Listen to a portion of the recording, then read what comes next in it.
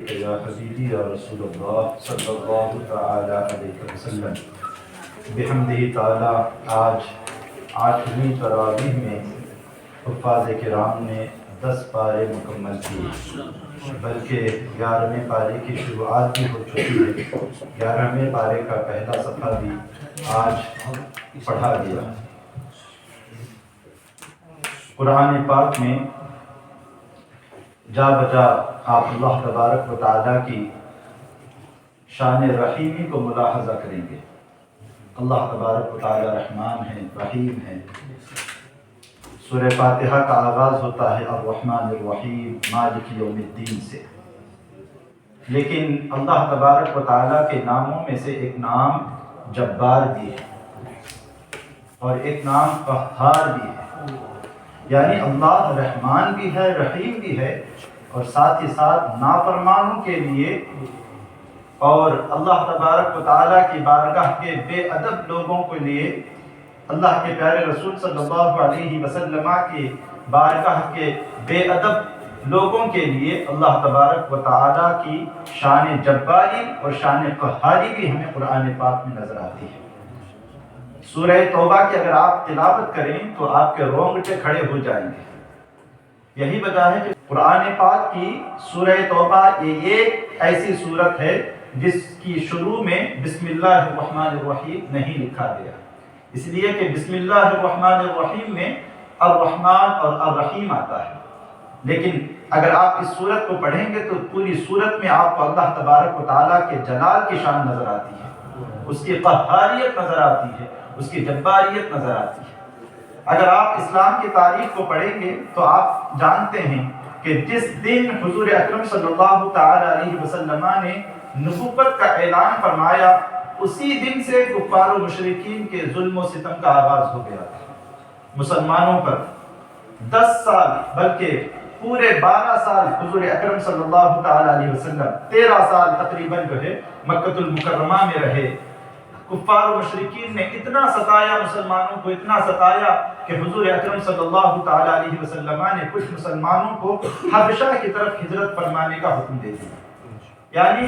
صحابہ اکرام تو آ کر یہ کہتے تھے کہ یہ ہم پر ظلم و ستم کرتے ہیں، یا رسول اللہ آپ ہمیں اجازت دیجئے تاکہ ہم ان کا جواب دیں، لیکن حضور کہتے تھے کہ نہیں، ابھی نہیں۔ اور پھر جب ظلم و ستم بڑھ گیا تو پریشان ہو گئے صحابہ اکرام، تو حضور نے کہا کہ اچھا ایسا کرو، تم حبشہ کی جانب ہجرت کر جاؤ۔ تو مسلمانوں نے اس چیز کو بھی برداشت کیا، حالانکہ مسلمانوں کی کوئی غلطی نہیں تھی، وہ ایک اللہ تبارک و تعالیٰ کی عبادت کا دعویٰ کرتے تھے، صرف اسی لیے کفار ان پر ظلم و ستم کیا کرتے تھے۔ 13 سال کے بعد خود حضور اکرم صلی اللہ تعالی علیہ وسلم کو یہ حکم ہوا کہ آپ بھی اب مکہ المکرمہ چھوڑ کر مدینہ المنورہ ہجرت کر جائیں۔ ہجرت کرنا آسان کام نہیں،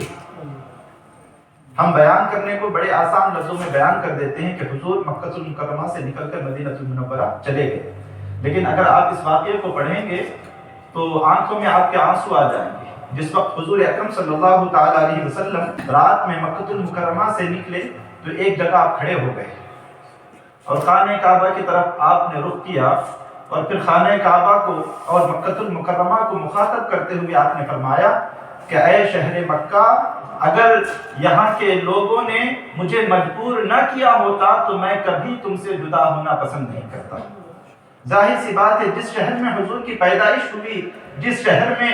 آپ کی زندگی کا اکثر حصہ گزرا ہو، آپ کے دوست و احباب، آپ کے رشتہ دار سب کے سب جہاں ہوں، جہاں آپ کے آبا و اجداد کی قبریں ہوں، اس شہر کو چھوڑ کر دوسرے شہر چلے جانا اتنا آسان کام نہیں، لیکن حضور اکرم صلی اللہ تعالی علیہ وسلم نے امن کے لیے کہ کوئی جنگ نہ ہو، کوئی جھگڑا نہ ہو، کسی کا خون نہ بہے، اس خاطر حضور اکرم صلی اللہ تعالی علیہ وسلم مکہ سے ہجرت فرما کر مدینہ تشریف لے جاتے ہیں۔ لیکن وہاں پر بھی مدینہ المنورہ میں بھی حضور کو چین سے رہنے نہیں دیا جاتا۔ یہاں کفار جو ہے روز پلاننگ کر رہے ہیں کہ کس طرح ہم مدینہ المنورہ پر چڑھائی کریں اور مسلمانوں کو قتل کر ڈالیں۔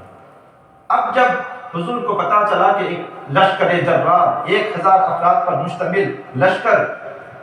جس کا چیف کمانڈر ابو جہل ہے، وہ جو ہے مدینہ المنورہ پر چڑھائی کرنے کے لیے آ رہا ہے، تو اب جا کر حضور اکرم صلی اللہ تعالی علیہ وسلم نے اپنے صحابہ کو حکم دیا کہ اب یہ وقت ہے کہ ہمیں اب تلوار اٹھانا چاہیے، اس لیے کہ اب ہم کسی کے اوپر ظلم نہیں کر رہے ہیں، بلکہ اپنی حفاظت کے لیے اور اپنے بچوں کی حفاظت کے لیے، اپنے دفاع کے لیے، سیلف ڈیفنس کے لیے ہم جو ہے تلوار اٹھا رہے ہیں۔ اور پھر اللہ تبارک و تعالیٰ نے وہ مسلمانوں کو فتح عطا فرمائی کہ صرف 313 مسلمان تھے اور سامنے لشکر میں 1000 کافر تھے، لیکن 313 نے 1000 کو بھاگنے پر مجبور کر دیا اور کفار کو گاجر مولی کی طرح کاٹ کاٹ کے رکھ دیا۔ اللہ تبارک و تعالیٰ نے مسلمانوں کو فتح مبین عطا فرمائی۔ پھر بھی اتنی تیزی نہیں لائی گئی تھی کہ مطلب اب جنگ پہ جنگ کرنا ہے، ایسا نہیں ہے، بلکہ جب کوئی آپ پر حملہ آور ہوتا تب حضور حکم فرماتے کہ ان کا مقابلہ کرو، ان کا جواب دو، اس فتنے کو یہیں پر دبا دیتے ہیں۔ تو یہ آیتیں اس وقت نازل ہوئی۔ آج کچھ لوگ جو ہے نا سورہ توبہ کی انہی آیتوں کو لے کر اعتراض کرتے ہیں کہ قرآن پاک میں یہ آیتیں نہیں ہونی چاہیے، اس لیے کہ ان آیتوں میں جو ہے وہ کافروں کو قتل کرنے کا حکم دیا گیا ہے۔ وَاقْتُلُوهُمْ حَيْثُ ثَقِفْتُمُوهُمْ، جہاں تم کفار کو پاؤ وہاں پر تم قتل کر دو۔ اس طرح کی آیتیں قرآن سورہ توبہ میں ہیں،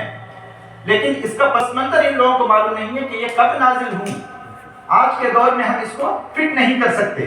یہ آج کے لیے حکم نہیں ہے کہ جہاں تم کافر کو دیکھو وہاں قتل کرو، یہ آج کے لیے نہیں ہے، بلکہ یہ اس دور کے لیے تھا جب حد سے زیادہ کفار کی طرف سے مسلمانوں پر ظلم و ستم کا پہاڑ توڑا جا رہا تھا، تب جا کے اللہ تبارک و تعالیٰ نے یہ حکم نازل فرمایا کہ وَاقْتُلُوهُمْ حَيْثُ ثَقِفْتُمُوهُمْ،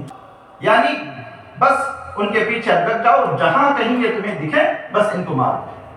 بس ان کو مار دو۔ تو اسی طرح کی شان جباریت اور شان قہاریت جو ہے آپ کو سورہ توبہ میں دیکھنے کو ملے گی۔ ساتھ ہی ساتھ سورہ توبہ میں اللہ تبارک و تعالیٰ نے جو زکوٰۃ کے مصارف ہیں ان کا بھی تذکرہ فرمایا کہ زکوٰۃ کس کس کو دیا جانا چاہیے، اور پھر ساتھ ہی وہ لوگ جو زکوٰۃ ادا نہیں کرتے ان کے لیے وعید بھی اللہ تبارک و تعالیٰ نے اسی صورت میں نازل فرمائی۔ اللہ تبارک و تعالیٰ فرماتا ہے وَالَّذِينَ يَكْنِزُونَ الذَّهَبَ وَالْفِضَّةَ وَلَا يُنْفِقُونَهَا فِي سَبِيلِ اللَّهِ فَبَشِّرْهُم بِعَذَابٍ أَلِيمٍ، کہ جو لوگ سونے اور چاندی کو جمع کر کے رکھتے ہیں، خزانے کے طور پر جماتے ہیں، وَلَا يُنْفِقُونَهَا فِي سَبِيلِ اللَّهِ، اور اللہ کی راہ میں اس کو خرچ نہیں کرتے، فَبَشِّرْهُم بِعَذَابٍ أَلِيمٍ، تو انہیں دردناک عذاب کی خوشخبری سنا دیجیے، یعنی قیامت کے دن ان کے لیے دردناک عذاب ہے۔ عذاب کیسا؟ یوم یحما علیہا فی نار جہنم فتکوی بہا جباہہم وجنوبہم وظہورہم، کہ یہی سونا اور یہی چاندی جہنم کی آگ میں اس کو تپایا جائے گا، جب یہ بالکل سفید ہو جائے گا تو پھر اسی سونے اور چاندی کو لے کر ان لوگوں کی پیشانیوں کو داغا جائے گا، ان کے پہلوؤں کو داغا جائے گا اور ان کی پیٹھوں کو اس سے جو ہے داغا جائے گا۔ یعنی اس طرح کا عذاب اللہ تبارک و تعالیٰ ان لوگوں کو دے گا جو اپنے مالوں کی زکوٰۃ ادا نہیں کرتے۔ ھذا ما کنزتم لانفسکم، یہ ہے وہ جو تم نے اپنے لیے جمع کر کے رکھا تھا، فذوقوا ما کنتم تکنزون، تو اب اس کا مزہ چکھو جو تم اپنے لیے جمع کر کے رکھتے تھے، جو اپنے لیے جمع کرتے تھے۔ اللہ تبارک و تعالیٰ نے مال دیا ہے، ہمارے پاس جو کچھ بھی ہے، ایک بات اچھی طریقے سے آپ سمجھ لیجئے کہ یہ ہمارا نہیں ہے، ہمارا نہیں ہے، بلکہ یہ اللہ تبارک و تعالیٰ کا دیا ہوا ہے، اور جس نے دیا ہے اگر وہ ہم سے کہہ رہا ہے کہ میرے راستے میں صرف 2.5% تمہیں دینا ہے، تو پھر اس میں کیا حرج ہے؟ اگر میں آپ کو 100 پاؤنڈ دے دوں اور پھر اس کے بعد میں یہ کہوں کہ میں آپ کو 100 پاؤنڈ دوں گا، لیکن یہ ہے کہ آپ 2.5 پاؤنڈ جو ہے فلاں غریب کو دے دیں، تو آپ کیا اس سودے سے آپ ناراض ہوں گے؟ آپ یہ کہیں گے کہ نہیں چاہیے،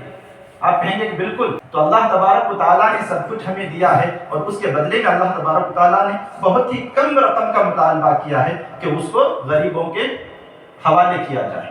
اور یہ جو ہم غریبوں کو دیتے ہیں نا، یہ غریبوں کو دے کر ہم غریبوں پر کوئی احسان نہیں کر رہے ہوتے ہیں، بلکہ یہ غریب ہم پر احسان کر رہے ہیں کہ وہ ہمارے زکوٰۃ کے مال کو قبول کر رہے ہیں،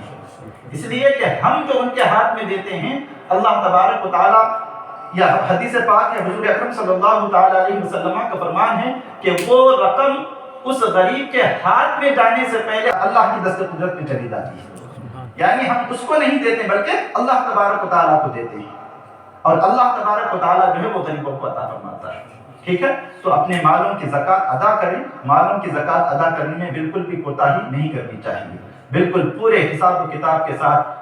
پورا حساب و کتاب کر کے جتنا بھی نکل رہا ہے، اگر تھوڑا بہت زیادہ بھی نکل رہا ہے تو کوئی حرج نہیں ہے، بلکہ جتنا حساب و کتاب سے نکل رہا ہے اس سے زیادہ ہی ہمیں دینا چاہیے. اللہ تبارک و تعالی ہم سب کو اپنے مالوں کی زکوٰۃ نکالنے کی توفیق عطا فرمائے، اور پروردگار عالم ہم سب کے مالوں میں برکتیں عطا فرمائے، ہماری روزیوں میں برکتیں عطا فرمائے. سبحان ربک رب العزت عما یصفون وسلام علی المرسلین والحمد للہ رب العالمین.